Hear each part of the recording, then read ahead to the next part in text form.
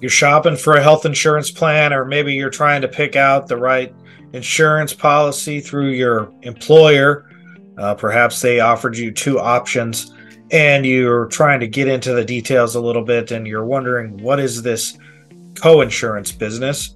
And so this video, we're going to take a little bit of time to talk about what co-insurance is and how it might affect you as a person shopping for health insurance. So I wanted to share my screen a little bit, talk about 7 things that are related to co-insurance. When you buy a health policy, health insurance policy, you pay a certain amount of money up front. That's called the premiums. Then the premium covers the cost of the policy, but it also covers some of the healthcare costs if they happen. But then you are on the hook for some of that as well.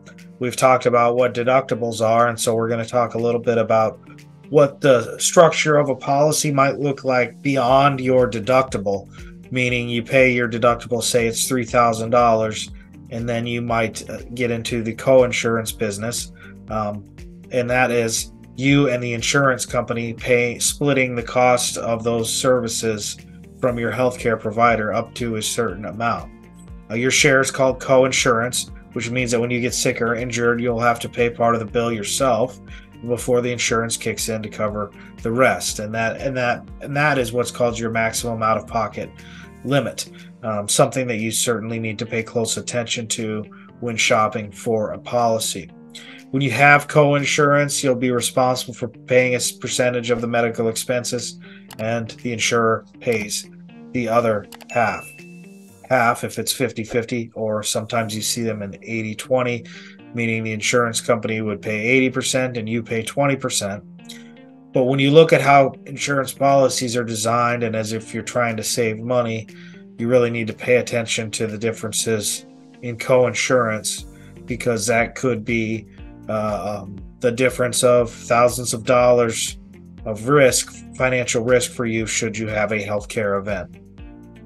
So if you have things like routine checkups, things like that, sometimes you might see something called a copay, which is something that is a little bit different as well.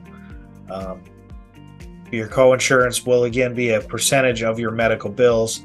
You can see the exact co-insurance in your specific policy, and it starts after you pay your deductible.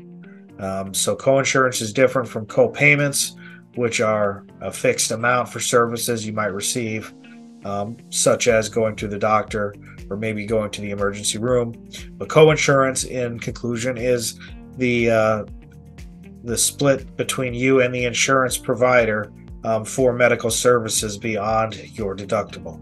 Follow our page for more tips, and please share with your friends. If you want to learn more about how healthcare can affect your retirement, please consider checking out my book, Retirement Healthcare Secrets. It is available on Amazon. And follow our page again for more tips. We'll see you next time.